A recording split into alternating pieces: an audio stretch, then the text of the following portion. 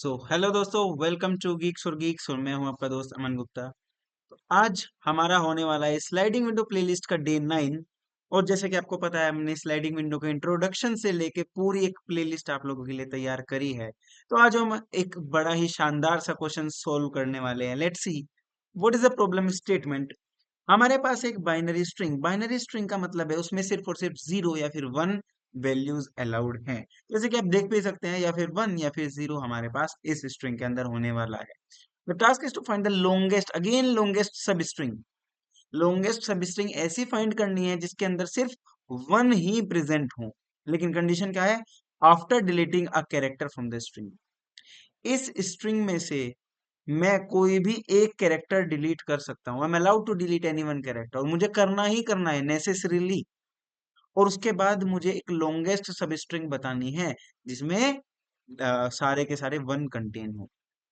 Okay, तो 1101 की अगर मैं बात करता हूं, मुझे एक ऐसी सब स्ट्रिंग चाहिए जिसमें सारे वन होने वाले हैं। तो मैं वन तो डेफिनेटली डिलीट नहीं करूंगा, वन को तो नहीं डिलीट करूंगा।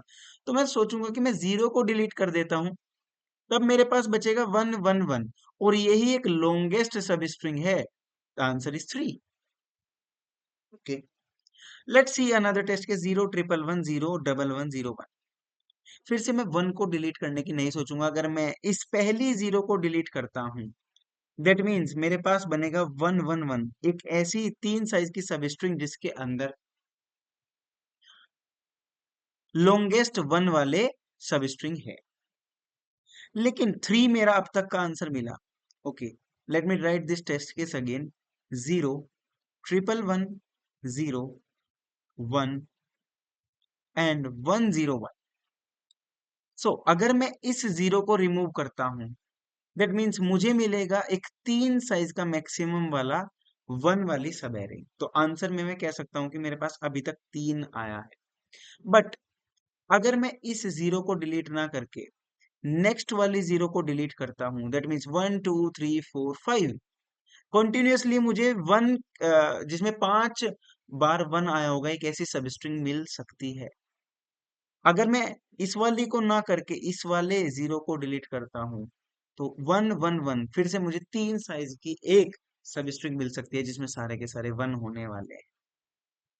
तो क्या मैं ऑब्जर्वेशन से इस क्वेश्चन को चेंज कर दूं? इस प्रॉब्लम स्टेटमेंट की find the largest window, can I say, please be with me, find the largest window with one zero only, with zero containing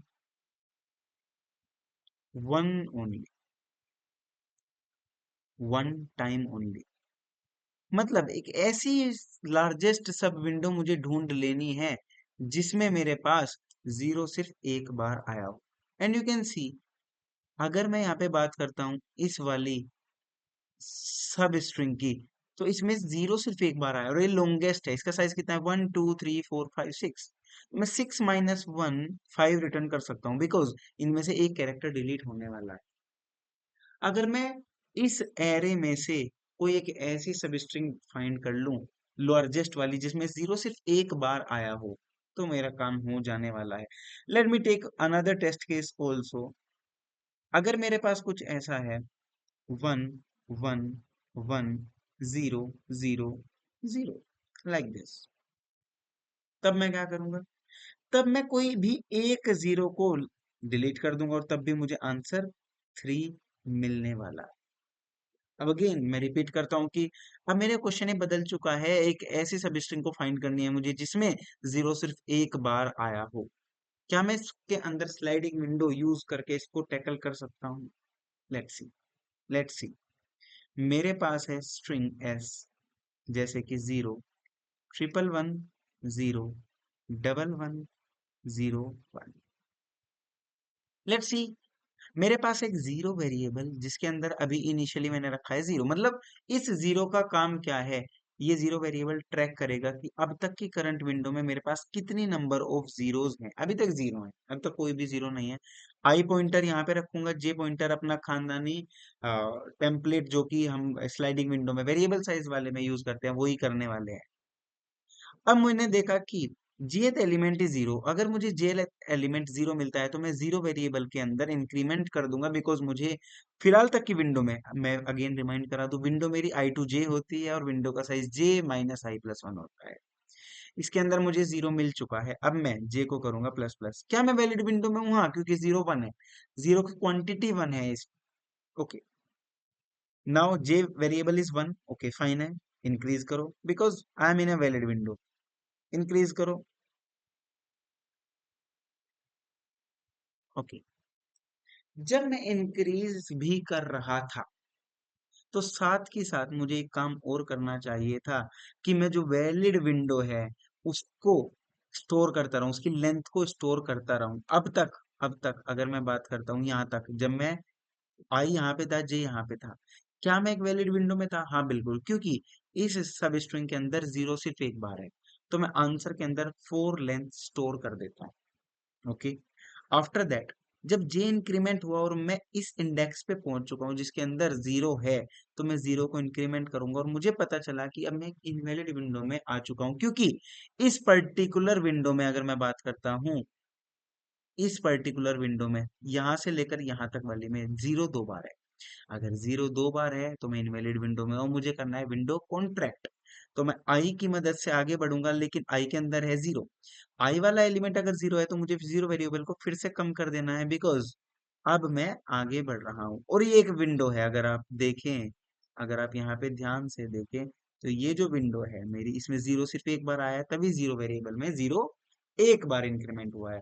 अब मैं विंडो साइज कैलकुलेट करूंगा जो कि है वन टू थ्री फोर, जे minus आई plus one, और मुझे answer में पता चला फोर ही है। ओके, अब मैं इंक्रीज करूंगा जे को, इंक्रीज किया जे को, तो मैंने देखा इट इज वन, तो जीरो को मैं इंक्रीमेंट नहीं करूंगा, जे वेरिएबल इंक्रीज हुआ।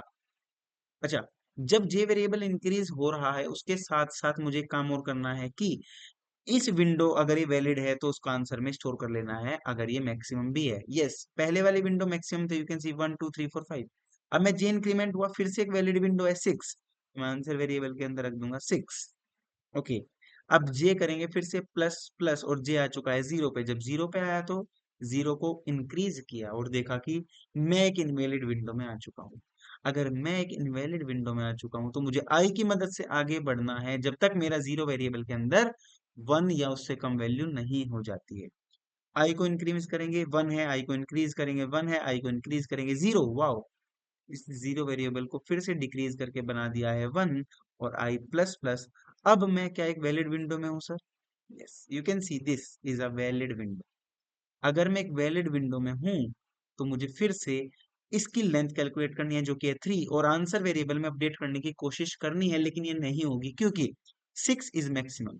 नाउ इंक्रीज जे, जे वेरिएबल वन है, ओके फाइन है, जे वेरिएबल फिर से आगे बढ़ेगा। ओके, ठीक है। तो अब मैंने देखा कि मेरा लूप खत्म हो चुका है और आंसर वेरिएबल के अंदर सिक्स। सिक्स क्या है अगर मैं बात करता हूं तो सिक्स एक लार्जेस्ट विंडो का साइज है जिसके अंदर सिर्फ एक बार जीरो प्रेजेंट है। तो मुझे रिटर्न एक्चुअली क्या करना है?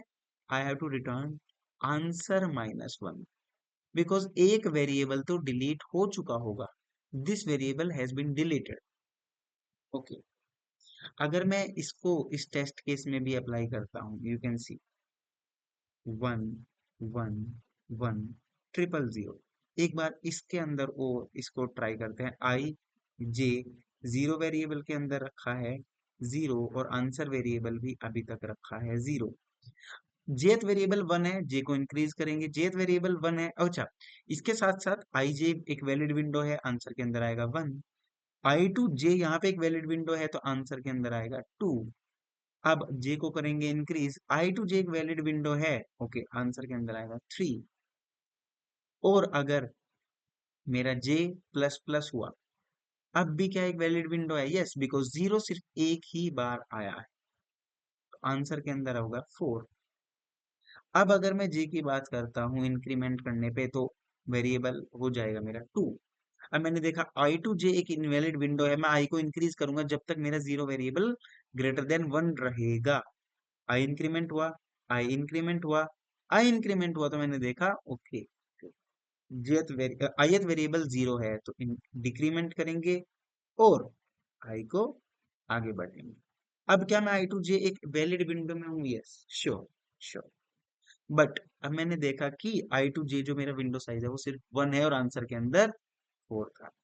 जे इंक्रीमेंट करेंगे, फिर से 0 की वैल्यू 2 हो जाएगी, विंडो को कॉन्ट्रैक्ट करेंगे तो मेरी वेरिएबल की वैल्यू 1 हो जाएगी और जे इंक्रीमेंट करेंगे आउट ऑफ बाउंड। तो मतलब हाँ, कोड फाइन वर्क कर रहा है। वाई? आंसर -1 अगर मैं रिटर्न करता हूँ तो मैं क्या करूंगा, इस विंडो को कंसिडर कर रहा हूँ, मतलब इस 0 को डिलीट करके 1 2 3 आंसर रिटर्न कर दे रहा हूँ। Return 4 minus 3 that is 4 minus 1 that is 3।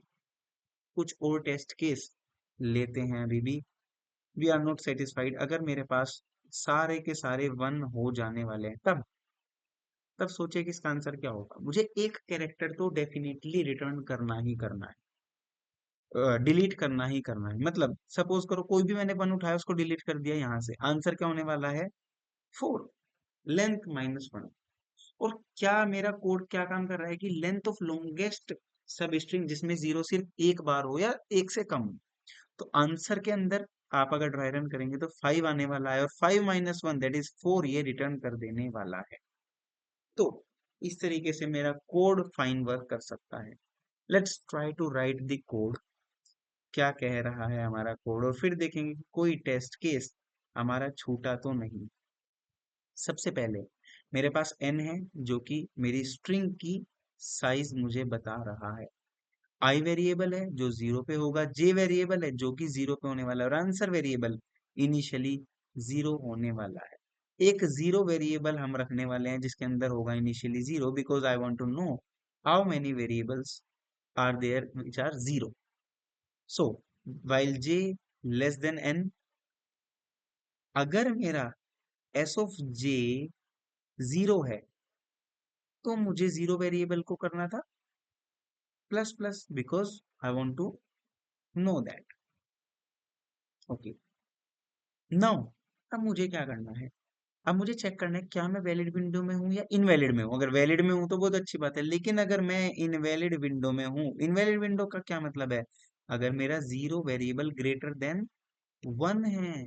Okay, अगर मेरा 0 वेरिएबल ग्रेटर देन 1 है मतलब मैं इनवैलिड विंडो में हूँ। तो मुझे क्या करना है? आई प्लस प्लस, मतलब मुझे विंडो को कॉन्ट्रैक्ट करना है। और अगर मेरा एस ऑफ आई भी 0 है तो मुझे 0 वेरिएबल को कर देना है डिक्रीज। ठीक, अब मुझे आई प्लस प्लस करना है। हाँ, मेक सेंस, मेक सेंस। इस लूप के खत्म होने के बाद डेफिनेटली 0 वेरिएबल के अंदर या तो 0 होगा या 1 होगा, ग्रेटर देन 1 नहीं होगा। तो डेफिनेटली मैं एक वैलिड विंडो में होने वाला हूँ। अगर मैं एक वैलिड विंडो में हूँ दैट मीन्स मैं आंसर के अंदर स्टोर कर सकता हूँ। अगर वो मैक्सिमम है तो आंसर वेरिएबल प्लीज आप उसको स्टोर कर लीजिए, अगर मेरी विंडो मैक्सिमम है तो। ओके, फिर आप जे को करेंगे प्लस प्लस। अब इसके बाद क्या मैं डायरेक्टली रिटर्न कर दूं आंसर -1? Return answer -1। सोचते हैं, सोचते हैं। अगर मेरे पास एक टेस्ट केस है एस लाइक दिस, क्या मेरे पास सारी 0 हैं तो आंसर क्या होने वाला है सर? आंसर डेफिनेटली आप कहेंगे कि आंसर तो मेरा 0 होने वाला है, बिकॉज मैं किसी भी एक 0 को रिमूव करूंगा और मेरे पास कोई भी एक ऐसा सब स्ट्रिंग नहीं है जिसके अंदर सारे 1 हो। आंसर 0। तो इस चीज के लिए अगर आप ड्राई रन करेंगे तो आंसर के अंदर 0 रहेगा। अगर आप रिटर्न कर देंगे आंसर -1, आंसर -1, तो मतलब -1 रिटर्न होगा जो कि गलत हो जाएगा। तो मुझे यहाँ पे लिखना पड़ेगा कि अगर मेरा आंसर वेरिएबल है 0 तो उसको 0 ही रिटर्न कर देना है, एल्स रिटर्न आंसर -1। अब ये कोड कंप्लीट हो चुका है और अब देखेंगे कि इजीली हम स्लाइडिंग विंडो का यूज करके और थोड़ी सी प्रॉब्लम स्टेटमेंट चेंज करके ऑब्जर्वेशन करके हमने इसको फाइंड कर लिया है। अगेन अगर मैं टाइम कॉम्प्लेक्सिटी की बात करता हूं तो स्लाइडिंग विंडो की हर एक अप्रोच की time complexity big of N होती है। मैंने फर्स्ट वीडियो में इंट्रोडक्टरी वीडियो में बहुत अच्छे तरीके से आपको समझाया था। उम्मीद करता हूँ कि ये क्वेश्चन आपको समझ आया और बने रहिएगा जीएफजी प्रैक्टिस चैनल पे और देखते रहिएगा। Keep coding keep learning. Bye bye दोस्तों।